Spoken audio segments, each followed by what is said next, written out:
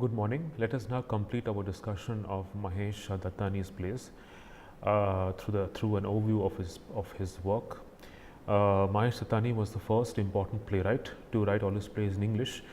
He came from a Gujarati Sindhi family and was born and raised in Bangalore. He initially worked as an accountant and then dedicated his life to theatre and writing plays. His work was largely inspired by the work of Alec Padamsee, who witnessed many of his plays, also directed them, watched them, appreciated them, critiqued them. He began writing his plays in the 1980s, all of which were concerned with exposing the hypocrisy of social institutions of family, religion, gender, and sexuality. Some of his plays were translated into other Indian languages and performed by well-known directors and theatre troupes. The first play we discussed was called Final Solutions.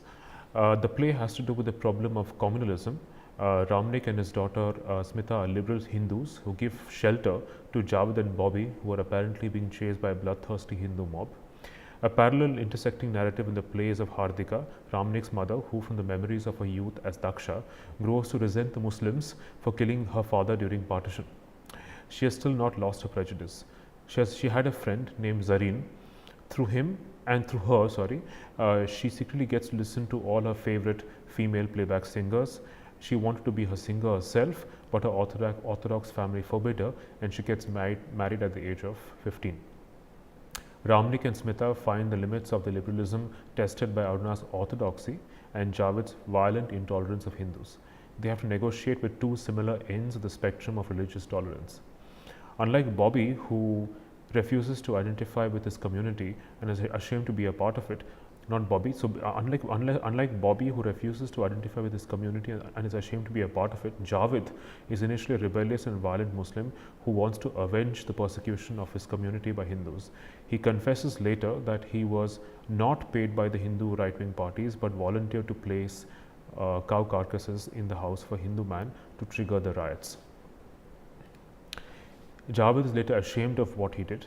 He identifies with Ramnik's wife Aruna, who is an Orthodox Hindu woman who observes rituals of purity and pollution. She does not want to share her food or space with the people of other castes or religions. Javed identifies with Aruna as their mirror images of each other's intolerance. He says he is no different from the bloodthirsty Hindu mob that is allegedly pursuing him. By the end of the play, the characters undergo a transformation. Javed forces Ramnik to realize only he, being Hindu, can afford to give him protection. Only he can be liberal or afford to be liberal. Javed realizes he has lived a meaningless life of violence. Javed compels Ramnik to realize his liberalism is also being tested. When Bobby holds the idol of Krishna in his hand, Aruna's orthodoxy is also being tested, and she realizes there are probably many different ways to God. And Hardika or Daksha learns from Ramnik that her in-laws were responsible for burning Zareen's father's shop during partition. In Bravely Fought the Queen, the play exposes the hypocrisy of family and the normative role of the family in regulating gender and sexuality. The family comprises Ba, her sons Jitin and Nitin, their wives who are also sisters, Dolly and Alka respectively, Sridhar, who works at Nitin and Jitin's advertising firm, and his wife Lalita. Dolly's daughter Daksha and Dolly's brother Praful do not appear on stage. Dolly and Alka seem to be trapped in miserable and violent marriages. Lalita has been asked by her husband to organize a masked ball to feature a model for a new line of female nightwear and innerwear called Revati. There's a mix-up in the dates as Dolly and Alka are supposed to visit the Kapoors with their husbands on that very day. But the visit is cancelled and Lalita ends up spending time with Dolly and Alka. Lalita is witness to the hidden animosities and desires that threaten to fragment the Trivedi family. A common motif in the play is the bonsai plants that Lalita likes to make, a symbol of the trapped and stunted and sterile lives of the women in the play. Dolly is also wearing a face mask in the beginning of the play to suggest the artifice of her life. The brothers Nitin and Jitin and their mother and wives live in twin houses in Koramangala, Bangalore. They are wealthy, but we discover later that the advertising firm is on the verge of bankruptcy. They take Dolly's brother Praful's help, who offer them 10 lakhs as an interest-free loan. They resent Praful and look down on him because he apparently tricked Nitin into marrying Alka. Alka seems to have had an alcoholic past, which is why her mother-in-law Ba does not approve Nitin's marriage to her. Ba, who is losing her memory and is confined to her bed, constantly calls for Dolly and Praful. From her memories, we learn that she also had a violent marriage and she had asked She had to ask her father for money to raise her sons. Jiten is violent like his father, while Nitin is gentle like his mother. As Lalita, Dolly and Alka share drinks, they lose their inhibitions and all their secrets are revealed. Dolly, for instance, is having an illicit affair with Kanhaiya, their cook, who later ends up being a pure fantasy for their desire for love. Alka is unhappy in her marriage, and Dolly resents her for being always being the more popular of the sisters. But appearances are different from the reality. We discover Jiten is a violent and unscrupulous man who exploits Sridhar. When Sridhar agrees with the customer's hostile feedback on the ad campaign for the innerwear and nightwear, saying it is too sexist and objectifies women, Jiten insists on carrying on with the campaign and targeting men who have the buying power to make their wives look sexy. Jiten desperately needs the Revati account to lift their firm from bankruptcy. Jiten orders Sridhar to find him a sex escort who will fulfill his pleasures.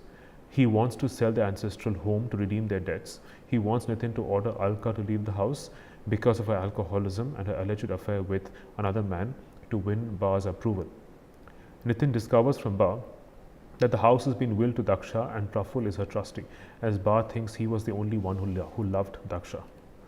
We discover that Jiten had hit Dolly when she was pregnant and she had an accident which resulted in Daksha's disability. Daksha studies in a special school in Ooty, and it is the sheer guilt that compels Jiten and the rest of the family to take care of her. We also learn Praful is Nitin's lover and that he had gotten Alka married to him to continue their affair.